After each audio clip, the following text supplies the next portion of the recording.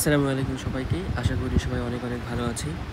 তো আজকের এই ক্লাসে আমরা পড়ব মানব শরীরতত্ত্ব, যেখানে আমরা বজ্র এবং নিষ্কাশন এই অধ্যায়টি নিয়ে কথা বলব। তো এটা একাডেমিকে আসলে খুব একটা ভূমিকা রাখে না সিকিউ এর ক্ষেত্রে, বাট এমসিকিউ হয়তো একটা আসে। তবে অ্যাডমিশনে এখান থেকে সেটা মেডিকেল অ্যাডমিশন হোক, ভার্সিটি অ্যাডমিশন হোক, যে কোনো একটা জায়গায় একটা প্রশ্ন আসে।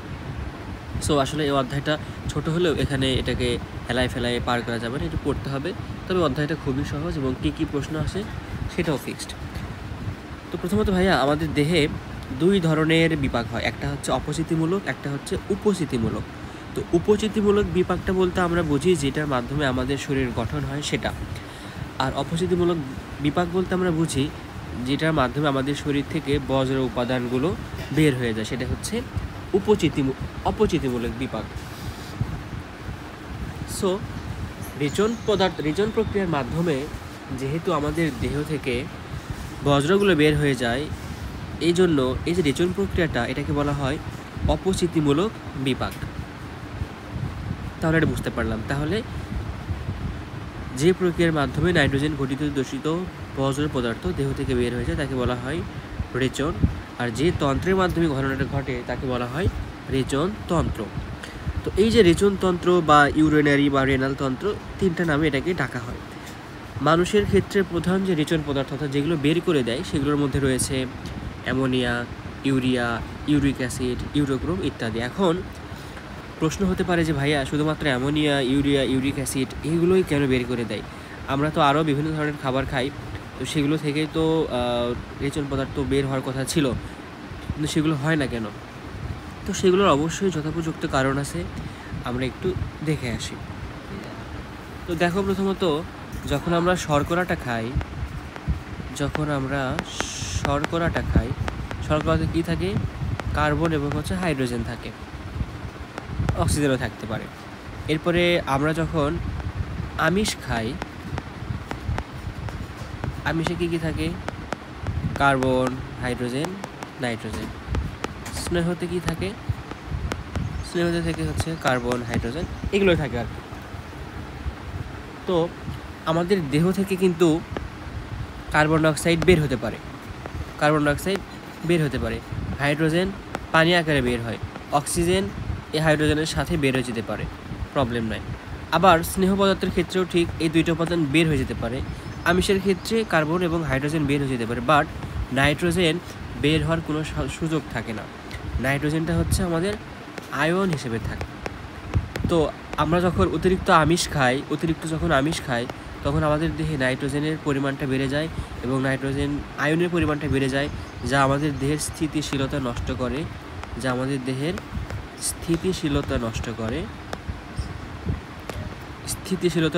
এই স্থিতিশীলতা রক্ষার জন্য আমাদের দেহ থেকে নাইট্রোজেন বের করে দিতে হয়। তো আমরা জানি ইউরিয়া সারের প্রধান উপাদান কি ভাইয়া? নাইট্রোজেন। সো এই জন্য আমাদের দেহ থেকে অ্যামোনিয়া, ইউরিয়া, ইউরিক অ্যাসিড এগুলো বের করে দিয়ে আবার আমাদের দেহটা স্থিতিশীল অবস্থায় চলে আসে।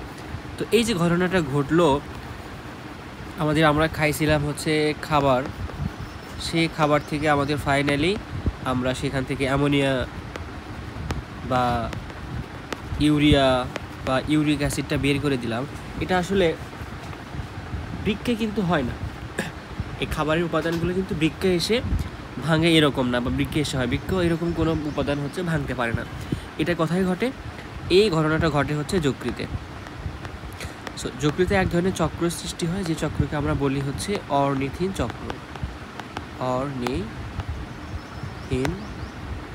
চক্র। অর্থাৎ যকৃতে অর্নিথিন চক্রের মাধ্যমে আমাদের দেহ থেকে খাবারের মাধ্যমে যে অন্যান্য যেই বজ্রগুলো আছে সেগুলো বের করে দিতে হয়। তো আলটিমেটলি যে বিষয়টা দাঁড়ালো যে আমিষ জাতীয় খাদ্য বিপাকের ফলে আমাদের দেহে নাইট্রোজেন ঘটিত বর্জ্য পদার্থ সৃষ্টি হয়। তো এইসব বর্জ্য দেহের জন্য অনেক ক্ষতিকর এবং যত তাড়াতাড়ি সম্ভব এগুলো দেহ থেকে বের করে দেওয়া উচিত। তো আমাদের নাইট্রোজেন ঘটিত রেচন পদার্থ প্রধান সেগুলো হলো urea, uric acid, ammonia, creatinine, এগুলো। তো এগুলো সবচেয়ে বেশি কিসের মাধ্যমে বের হয়? কিছুটা হচ্ছে ঘামের মাধ্যমে বের হয় নাইট্রোজেন, আবার কিছুটা হচ্ছে মানে কিছুটা বলতে বেশিরভাগই হচ্ছে আমাদের মূত্রের মাধ্যমে বের হয়, যেটাকে আমরা অ্যাকচুয়ালি রেচন বুঝে থাকি।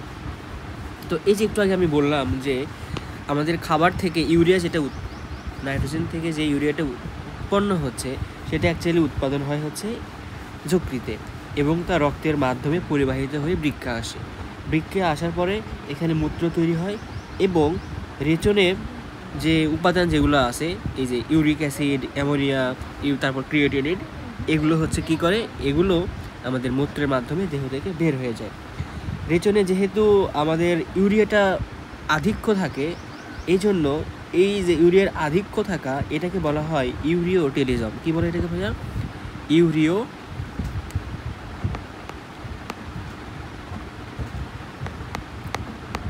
ইউরিওটেলিজম।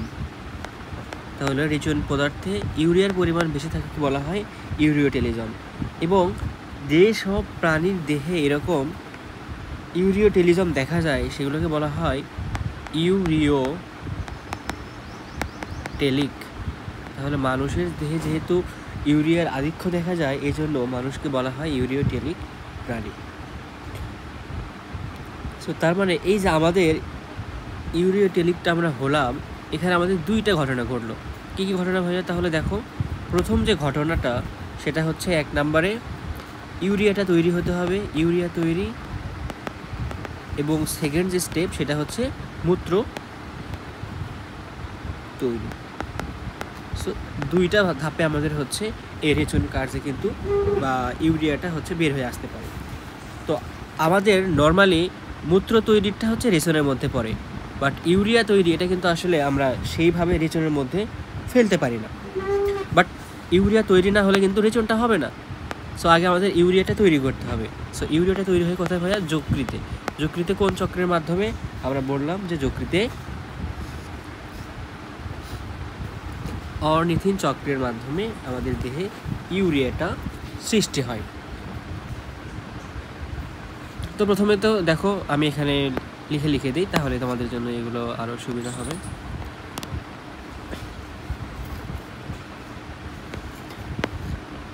আচ্ছা, লিখতে হবে না, এগুলো আমাদের বইয়েও আছে। আমি এতক্ষণ যেগুলো পড়লাম বা যেগুলো বললাম সেগুলো হচ্ছে আমাদের এই প্যারাতে আছে, দেখে নিবা। এবার আসি হচ্ছে ইউরিয়া সৃষ্টি। তো প্রথমত কী হয় ভাইয়া? আমরা আমিষ জাতীয় খাদ্য খাই, এবং আমিষ জাতীয় খাদ্যের উপর এনজাইম ক্রিয়া করে অ্যামিনো অ্যাসিড বা অ্যামাইনো অ্যাসিড তৈরি করে। আচ্ছা, এরপরে অ্যামাইনো অ্যাসিডকে আবার ভেঙে ডিঅ্যামিনেশন করে কিটো অ্যাসিড এবং হচ্ছে আমাদের এই আয়নটা তৈরি করে। সো নাইট্রোজেন হাইড্রোজেনের সাথে যে আয়নটা গঠিত হলো, এই আয়নের সাথে আবার H+ যুক্ত হয়ে অ্যামোনিয়া গঠিত করে, NH3 যেটা। তার মানে কি দেখো, প্রথমত ছিল হচ্ছে যে আমিষ, এরপরে আমিষ থেকে তৈরি হলো অ্যামিনো অ্যাসিড, তারপরে কিটো অ্যাসিড এবং হচ্ছে NH2 তৈরি হলো, এবং NH2 এর সাথে যুক্ত হলো আবার হাইড্রোজেন, যুক্ত হয়ে NH3 বা অ্যামোনিয়া তৈরি করলো। এরপরে সেখান থেকে এই অ্যামোনিয়ার সাথে কার্বন ডাইঅক্সাইড যুক্ত হয়ে অর্নিথিন চক্র মাধ্যমে এখানে ইউরিয়ার সঙ্গে হচ্ছে CO, NH2 এবং হচ্ছে পানি তৈরি করলো। তো এই যে ইউরিয়াটা আমাদের হচ্ছে দেহ থেকে বের করে দিতে হবে। এবং দেখো আমাদের এখানে ব্যাখ্যা যেভাবে লেখা আছে, এগুলো আমরা একটু দেখি যে দেহে প্রোটিন বা আমিষ জাতীয় খাদ্য পরিপাকের মাধ্যমে 20 ধরনের অ্যামাইনো অ্যাসিড পরিণত হয়, এটা আমরা জানি। অধিকাংশ অ্যামাইনো অ্যাসিড দেহের গাঠনিক এবং কার্যকর প্রোটিন যেমন হচ্ছে পেশি, হরমোন, এনজাইম ইত্যাদি তৈরিতে ব্যবহৃত হয়। কিছু কিছু অ্যামিনো অ্যাসিড অতিরিক্ত এবং অব্যবহৃত অবস্থায় থেকে যায়। এসব অতিরিক্ত অ্যামিনো অ্যাসিড, অব্যবহৃত অ্যামিনো অ্যাসিডগুলো যকৃতে চলে আসে। যকৃতে এইসব অ্যামিনো অ্যাসিড ডিঅ্যামাইলেজ এনজাইমের উপস্থিতিতে ডিঅ্যামিনেশন অর্থাৎ অ্যামিনকে ভেঙে কিটো অ্যাসিড এবং হচ্ছে অ্যামিনমূলক তৈরি করে। সো এই যে NH2 বা অ্যামিনমূলক কিটো অ্যাসিড শক্তি উৎপাদনের জন্য ক্রেবস চক্রে প্রবেশ করে। তার মানে কিটো অ্যাসিডটা আমাদের জন্য দরকার, কিন্তু অ্যামিনমূলক হাইড্রোজেন আয়নের সাথে যুক্ত হয়ে অ্যামোনিয়া সৃষ্টি করে, NH3 সৃষ্টি করে। এসব অ্যামোনিয়া মানব দেহের জন্য অত্যন্ত ক্ষতিকর এই বর্জ্যটি শর্করা বিপাকে সৃষ্ট শ্বসনে উৎপন্ন যে কার্বন ডাইঅক্সাইড ছিল তার সাথে যুক্ত হয়, এবং এই কার্বন ডাইঅক্সাইডের সাথে সংযুক্ত হয়ে এটা কীভাবে কি তৈরি করে, কম ক্ষতিকর ইউরিয়া সৃষ্টি করে। আচ্ছা, করলো 1 অণু কার্বন ডাইঅক্সাইড 2 অণু হচ্ছে অ্যামোনিয়া অণুর সাথে যুক্ত হয়ে 1 অণু ইউরিয়া তৈরি করে। তাহলে কি করে, 2 অণু থাকে 1 অণু থাকে কার্বন ডাইঅক্সাইড আর 2 অণু থাকে হচ্ছে আমাদের অ্যামোনিয়া NH3 এর সাথে যুক্ত হয়ে 1 অণু ইউরিয়া তৈরি করে। ইউরিয়া সৃষ্টির প্রক্রিয়াটি যকৃতে সংঘটিত হয়। হেন্স ক্রেবস ও কার্ল হেন্সেলিয়েট এত সালে হচ্ছে এই অর্নিথিন চক্র বা ইউরিয়া চক্রটা ব্যাখ্যা করে। আমরা এখানে ব্যাখ্যাটা দেখাইছি। এখানে বলছে অর্নিথিন চক্র কি, এটা পড়ে নিবা একটু। তারপর এখানে অর্নিথিন চক্রের এটা দেখাইছে। তো মূত্র তৈরি করতে গেলে আমাদের এখন দেখতে হবে যে মূত্র তৈরির জন্য আমাদের কি কি লাগে। তো এটা খুবই সহজ, কয়েকবার রিডিং পড়লেই পারবা, এখানে খুব একটা বোঝানোর কিছু নাই। তো একটু আগে আমরা দেখলাম যাদের দেহে ইউরিয়া বেশি তৈরি হয় তাদেরকে বলা হয় ইউরিওটেলিক, যেমন মানুষ সহ কিছু সামুদ্রিক ও স্থলজ প্রাণী। আবার যাদের দেহে ইউরিক অ্যাসিড তৈরি হয়, এটা শুধুমাত্র ইউরিয়া ছিল, ইউরিয়া থাকলে ইউরিওটেলিক, আর ইউরিক অ্যাসিড থাকলে ইউরিওকোটেলিক। Uric acid ইউরিওকোটেলিক। আচ্ছা, আর যাদের দেহে অ্যামোনিয়া তৈরি হয় তাদেরকে বলা হয় অ্যামোনোটেলিক। অ্যামোনোটেলিক কারা ভাইয়া? হাইড্রা, কেঁচো এগুলো। আর ইউরিওকোটেলিক যারা, তারা হচ্ছে পতঙ্গ, সাপ, টিকটিকি এগুলো। আচ্ছা, এরপরে দেখো যে পিত্তরঞ্জক এক ধরনের হচ্ছে বজ্র পদার্থ, যেমন লোহিত রক্তকণিকা হিমোগ্লোবিন ভাঙলে বিলিরুবিন এবং হচ্ছে বিলিভার্ডিন নামক পিত্তরঞ্জক সৃষ্টি হয়, যেগুলোর কারণে আমরা পরবর্তীতে জন্ডিস দেখতে পারি। এরপরে ঘাম, কার্বন ডাইঅক্সাইড, লবণ জাতীয় দ্রব্য এগুলো আছে, করে ফেলো। এবার আসি যে মানুষের রেচনতন্ত্র। আমরা রেচনতন্ত্রের মধ্যে একটু বললাম যে এই যে রেচন পদার্থ নিষ্কাশনের জন্য মানবদেহে একটি সুনির্দিষ্ট রেচনতন্ত্র আছে। এর মাধ্যমে 80% রেচন পদার্থ নিষ্কাশিত হয় এবং বাকি 20% যে রেচন পদার্থ আছে সেগুলো আমাদের সহকারী অঙ্গ, তার মাধ্যমে কি হয়, বের হয়ে যায়। সহকারী অঙ্গ বলতে ত্বক, ফুসফুস, যকৃৎ, পুষ্টিনালী এগুলো। তো এই যে মানুষের রেচনতন্ত্র, এই রেচনতন্ত্র মোটামুটি 4টা অংশে নিয়ে বিভক্ত। একজোড়া বৃক্ক বা 2টা কিডনি, একজোড়া রেচন নালী বা ইউরেটর, একটি মূত্রথলি এবং হচ্ছে একটি মূত্রনালী। তবে এখানে আমরা একটু কনফিউশন লাগাই ফেলি, তবে যে কনফিউশনটা এখানে লাগানো আমাদের জন্য ঠিক না। সো এই যে ইউরেটর বা রেচন নালী আর হচ্ছে এই ইউরেটর, এটাকে বলা হয় আবার হচ্ছে গবিনী। দেখো আমরা পরের একটা ইয়েতে পাবো যে এই যে মূত্র নালী যেটা, এটাকে আবার বলা হয় ইউরেথ্রা। মূত্র নালীকে আবার কি বলা হয়? ইউরেথ্রা। দেখো কোনটা ইউরেটর আর কোনটা ইউরেথ্রা, এটা কিন্তু একটু ভালোভাবে খেয়াল করতে হবে।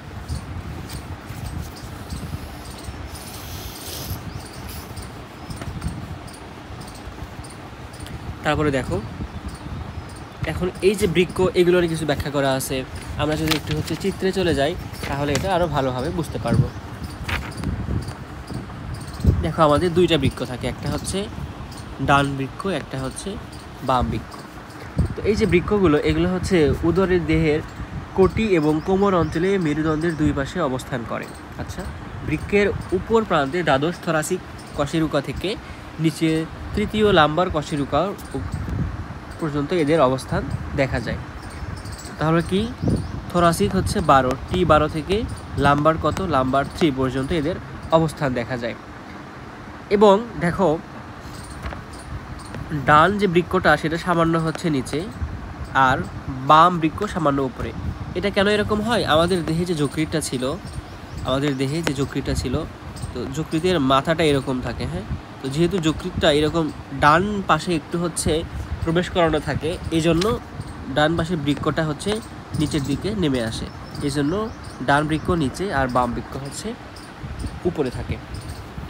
এবং এটা দেখতে কিসের মতো? সিমবিজের মতো, পার্শ্ব উত্তল, ভিতরে অবতল। অর্থাৎ হচ্ছে কীরকম করে, এই যে পার্শ্ব এটা উত্তল আর ভিতরে এটা হচ্ছে অবতল। তো এটা হচ্ছে বৃক্ক নিয়ে কথা বলা। এরপর আমরা আসি হচ্ছে যে ভাইয়া ইউরেটর নিয়ে। তো ইউরেটর কোনগুলো? রেচন নালী বা ইউরেটর, এই যে এটা বের হয়ে আসতেছে, এটা অন্য কালার ইউজ করি, বেটার হবে। এই যে দেখো এই নালীটা বের হয়ে আসতেছে, এগুলোকে আমরা বলি হচ্ছে ইউরেটর। তাহলে ইউরেটর কয়টা? দুইটা। এগুলোর কাজ কি? আমাদের বৃক্ক থেকে মূত্রথলিতে গিয়ে মূত্রটা রেখে আসা, এর কাজ হচ্ছে। বুঝতে পারলে? এটা প্রায় দৈর্ঘ্যে হচ্ছে তোমার 25 সেন্টিমিটার বলা যেতে পারে, 25 সেন্টিমিটার। তো এরকম 25 সেন্টিমিটার আমাদের বায়োলজি বইয়ে আরও অনেক কিছু আছে, সেগুলো তোমরা হচ্ছে দেখে রাখবা। তারপরে দেখো এবার আসি আমরা হচ্ছে মূত্রথলিতে, মূত্রথলি বা ইউরিনারি ব্লাডার। তো এই যে মূত্রথলিটা আছে, এই মূত্রথলি এটা হচ্ছে যে এর প্রাচীরটা খুবই পাতলা এবং হচ্ছে এখানে একটা অনৈচ্ছিক পেশি আছে, যেটাকে বলা হয়, এই অনৈচ্ছিক পেশিকে বলা হয় ডেট্রোসর, যেটা এই মূত্রথলি সংকোচন প্রসারণে সহায়তা করে। এবং এটা হচ্ছে দেখো কাইন্ড অফ ত্রিকোণাকার থলি, রাইট? ওকে, এখানে এটা হচ্ছে সংকোচনশীল প্রসারণক্ষম, যেহেতু ডেট্রোসর পেশি আছে এই জন্য এটা সংকোচন প্রসারণ হতে পারে। তো এখানে প্রায় 700 থেকে 750 মিলিলিটার মূত্র থাকতে পারে, তবে 280 থেকে 320 মিলিলিটার হলে আমাদের মূত্র ত্যাগের ইচ্ছা জাগে।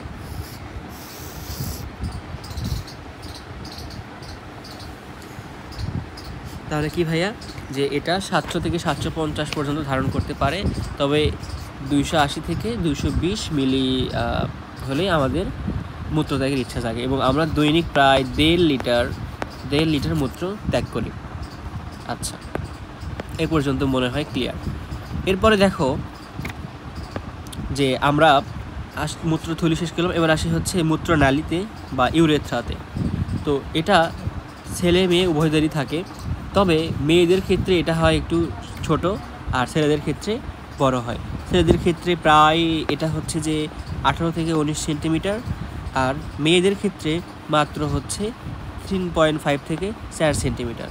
তবে ছেলেদের একই সাথে এই মূত্রনালী, মূত্রত্যাগ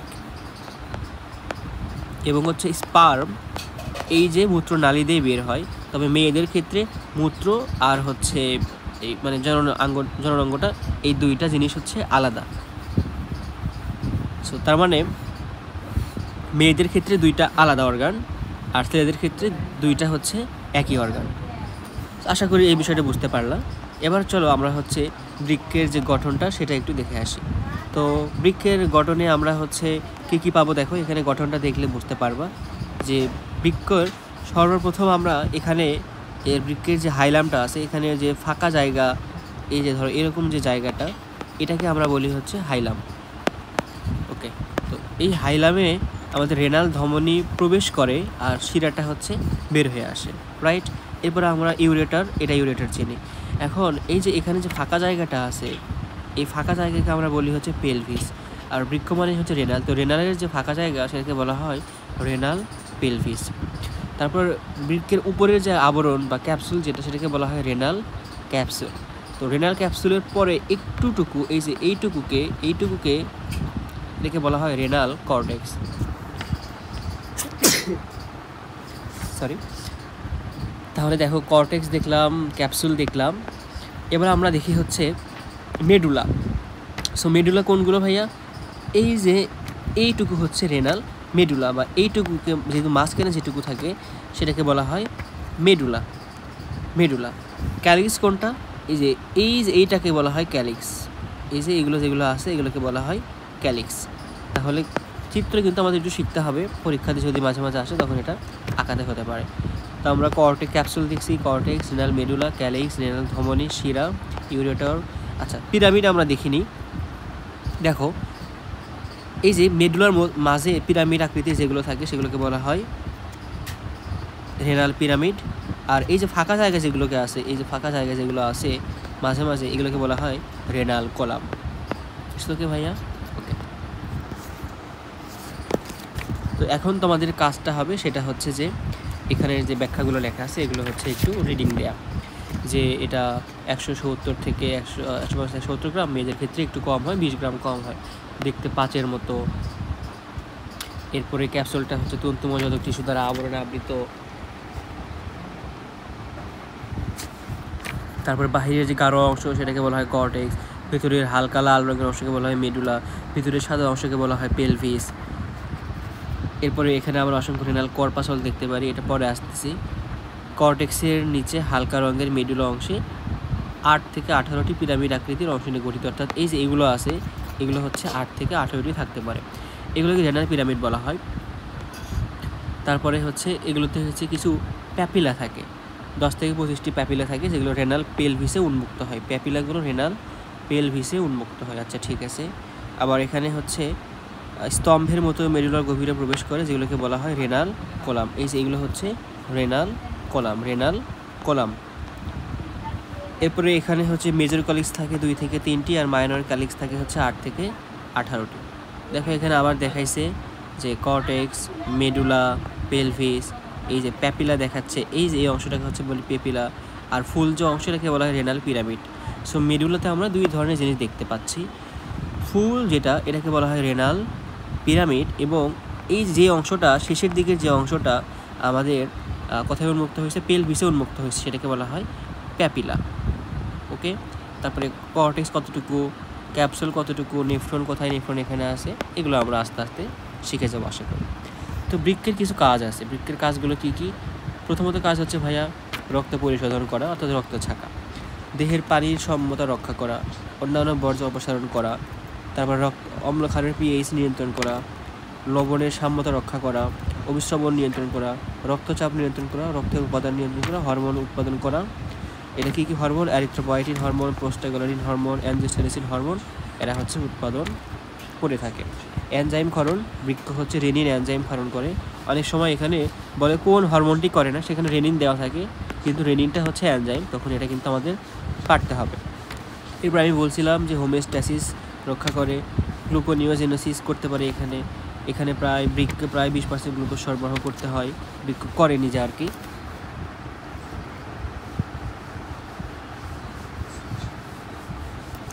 তারপরে দেখো পুনঃশোষণ তো অবশ্যই করে, মজবুত হাড় ও দাঁতের গঠন করে, যেটা বৃক্ক হচ্ছে ভিটামিন ডি তৈরিতে কার্যকর একটা ভূমিকা রাখতে পারে। তো এর মধ্যে এগুলো তো পড়বা, এগুলো পরীক্ষায় এমসিকিউ আসবে যে কোনটি নয়, জাস্ট হেডিংটা আসবে, কিছু কিছু লাইনও আসতে পারে। দেখো বৃক্ক কিন্তু কোনো তাপ উৎপন্ন করে না, এটা এমসিকিউ বারবার আসে যে বৃক্ক তাপ উৎপাদন করে না। তোমাদের অপশন দিবে বৃক্ক কোনটি করে না, তখন আমাদের দিতে হবে তাপ উৎপাদন বৃক্ক করে না।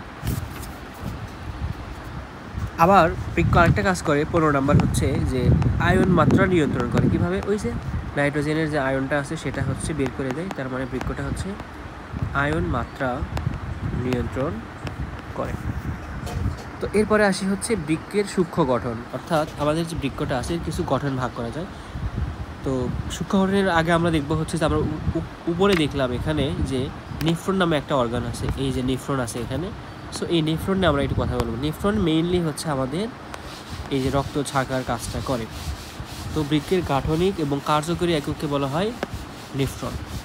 প্রতি বৃক্কে 10 থেকে 12 লক্ষ, আর দুইটা মিলে তাহলে 20 থেকে 24 লক্ষ থাকে, এটি প্রায় 3 থেকে 5 সেন্টিমিটার লম্বা হয়। দেখো বৃক্কের মাধ্যমে প্রতি মিনিটে রক্ত থেকে 125 ঘন সেন্টিমিটার তরল পদার্থ পরিশ্রুত হয়। কত সেন্টিমিটার? 125 সেন্টিমিটার। তবে সেখান থেকে মাত্র মূত্র সৃষ্টি হয় 1 ঘন সেন্টিমিটার, তার মানে 99% পানি প্রায় হচ্ছে রক্তে ফিরে আসে। তো এটা হচ্ছে একজন বিজ্ঞানী আবিষ্কার করে। নেফ্রনকে দুইটা ভাগে ভাগ করা যায়, একটা হচ্ছে রেনাল কর্পাসল, একটা হচ্ছে বৃক্কীয় নালী বা রেনাল টিউবিউলস। অর্থাৎ নেফ্রনকে দুইটা ভাগে ভাগ করা যায়, একটা হচ্ছে রেনাল কর্পাসল বা হচ্ছে মালপিজিয়ান কর্পাসল, এবং আরেকটা হচ্ছে রেনাল টিউবিউলস। তো এই যে রেনাল কর্পাসল যেটা, সেটাকে আবার 2 ভাগে ভাগ করা যায়, একটা হচ্ছে বোমান্স ক্যাপসুল, একটা হচ্ছে গ্লোমেরুলাস। আর এই যে রেনাল টিউবিউলস এটাকে আবার 3 ভাগে ভাগ করা যায়, একটা হচ্ছে প্রক্সিমাল, একটা হচ্ছে ডিস্টাল বা দূরবর্তী, এবং মাঝখানেরটুকু হচ্ছে হেনলি লুপ। হেনলি লুপকে আবার 2 ভাগে ভাগ করা যায়, একটা হচ্ছে অবরোহণ, একটা হচ্ছে আরোহণ। দেখো আমি এখানে একটু তোমাদের চিত্রটা আঁকায় দেখাই, তাহলে বুঝতে পারবো যে কর্পাসলটা কতটুকু। এইরকম একটা হচ্ছে অর্গান থাকে, এটা হচ্ছে বোমাস ক্যাপসুল, এর মাঝখানে থাকে ক্যাপসুল স্পেস। আর এই যে নালীগুলো বের হয়ে আসলো এগুলোকে বলা হয় টিউবিউল, রেনাল টিউবিউল। এখান থেকে এটা হেনলি লুপ, তারপরে এটা হচ্ছে সংগ্রাহক নালিকা, এটা পরে লাগবে। বাট এটা হচ্ছে ডিস্টাল প্রক্সিমাল, এটা হচ্ছে হেনলি লুপ এবং এইটুকু হচ্ছে ডিস্টাল। এটা আমরা পরে চিত্রেতে এখানে খেয়াল করতে পারবো। তো দেখো এবার আসে হচ্ছে রেনাল কর্পাসল। আমরা রেনাল কর্পাসলে কী কী পাইছি, যে বোম্যান্স ক্যাপসুল থাকবে এবং হচ্ছে গ্লোমেরুলাস থাকবে। তো দেখো আমাদের এটা হচ্ছে একটা রেনাল কর্পাসল, যেখানে কি হয় বোম্যান্স ক্যাপসুল থাকে। এই যে ক্যাপসুল যেটা সেটাকে বলা হয় বোম্যান্স ক্যাপসুল, ক্যাপসুলটাকে বলা হয় বোম্যান্স ক্যাপসুল। এরপরে ক্যাপসুলের মাঝখানে যে স্পেসটা থাকে সেটাকে বলা হয় ক্যাপসুল স্পেস। এবং এই যে ফাঁকা জায়গাটা আছে মাঝখানে, যে ফাঁকা জায়গাটা আমি যেখানে এটা কালারটা করলাম, এটাকে বলা হয় গ্লোমেরুলাস।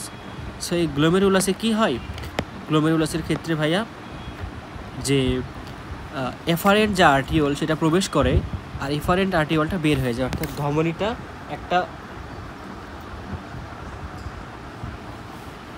একটা ধমনী প্রবেশ করে, একটা হচ্ছে বের হয়ে যায়। তো যেটা প্রবেশ করে সেটা হচ্ছে অ্যাক্সেস বা সেটাকে আমরা বলি হচ্ছে এফারেন্ট। আর যেটা বের হয়ে যায় সেটা হচ্ছে এক্সিস্ট, এজন্য এটাকে বলা হয় ইফারেন্ট। সো তার মানে এটাও তার মানে এটা আর কিন্তু আর প্রবলেম হওয়ার কথা না। তাহলে দেখো এখানে ব্যাখ্যাগুলো লেখা আছে, প্রায় 50 থেকে 60টি কোষিক নালিকা তৈরি করে, বাকিগুলো আমি বলে ফেলছি অলরেডি। এখানে রেনাল কর্পাসলের কাজ হচ্ছে আলট্রাফিল্ট্রেশন করা এবং রক্ত থেকে রেচন বর্জ্য, পানি, অন্যান্য দ্রব্য পরিশ্রুত করে গ্লোমেরুলার ফিল্ট্রেট হিসেবে বোম্যান্স ক্যাপসুলে জমা রাখা। অর্থাৎ এই যে এখানে এসে প্রেশার ক্রিয়েট করে, ধরো হচ্ছে যে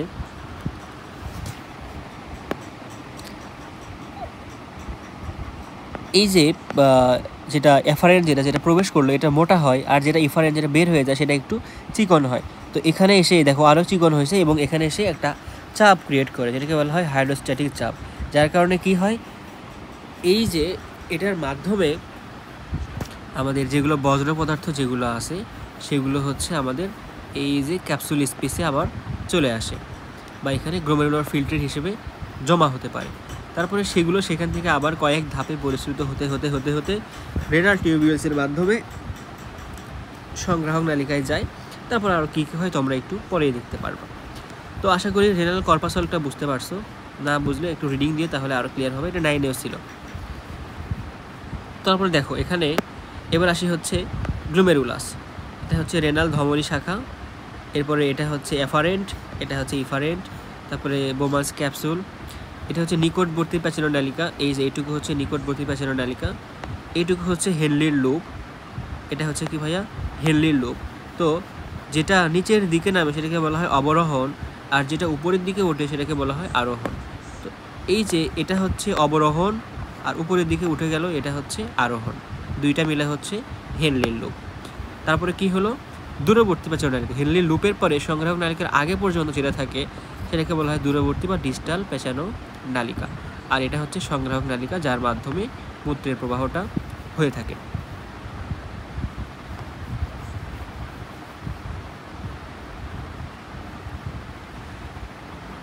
তো প্রত্যেক রেনাল টিউবিউল প্রায় 3 সেন্টিমিটার লম্বা হয়। এগুলো মেডিকেল অ্যাডমিশন না লাগলেও অন্যান্য ভার্সিটির জন্য হচ্ছে গুরুত্বপূর্ণ।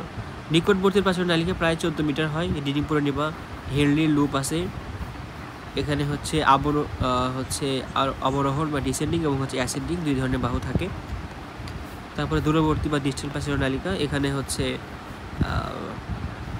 টিউবুলার ক্যাপিলারি থাকে, যেখানে কি হয় যে তোমার পানি যেটা আছে যেন এই পানিগুলো আবার হচ্ছে তোমার রক্তে ব্যাক করতে পারে, সেই ব্যবস্থা আবার এখানে করা হয়।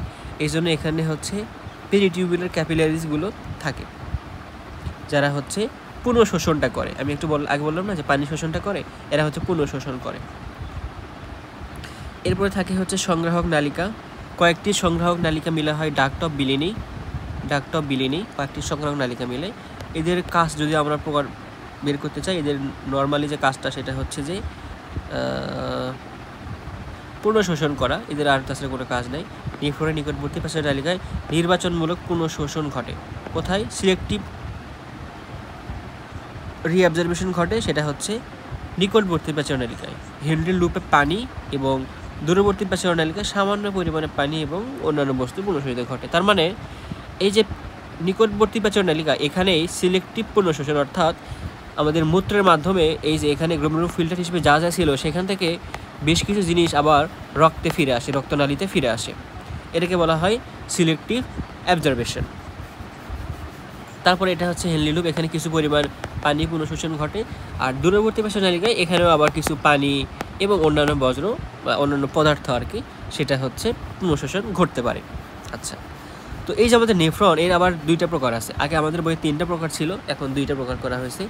যার মধ্যে যেটা হচ্ছে কর্টেক্সের পরিধির দিকে থাকে সেটাকে বলা হয় সুপার কর্টিক্যাল। যে নেফ্রন ম্যাক্সিমামটা হচ্ছে কর্টেক্সের দিকে থাকে সেটাকে বলা হয় সুপার কর্টিক্যাল। এবং এই সুপারফিশিয়াল বা সুপার কর্টিক্যাল এটা হচ্ছে অলমোস্ট 85%। এগুলো আকারে ছোট হয়, স্বাভাবিক অবস্থায় এগুলো মূত্র তৈরি করে। তবে যখন অস্বাভাবিক হয়ে যায় তখন হয়ে যায় হচ্ছে জাক্সটা মেডুলারি, যেগুলো হচ্ছে কর্টেক্সের ভিতরের দিকে এবং মেডুলার বাইরের দিকে অবস্থান করে, সেগুলোকে বলা হয় জাক্সটা মেডুলারি। এগুলো হচ্ছে 15% এবং এরা জরুরি অবস্থায় মূত্র উৎপাদন করে। তো এখানে 2টা পার্থক্য দেওয়া আছে, তোমরা এগুলো হচ্ছে পড়ে নিবা। তো নেফ্রনের কাজ আগেই না, আমরা আগে হচ্ছে নেফ্রনের এখানে বিস্তারিত যে লেখাগুলো আছে সেগুলো পড়তে হবে, যে মূত্রটা কীভাবে তৈরি হয়, তাহলে হচ্ছে আমরা নেফ্রনের কাজগুলো বুঝতে পারবো। তো আজকের ক্লাস এই পর্যন্তই, আমরা পরবর্তী ক্লাসে বাকিটুকু নিয়ে কথা বলবো ইনশাআল্লাহ। ধন্যবাদ সকলকে, আসসালামু আলাইকুম।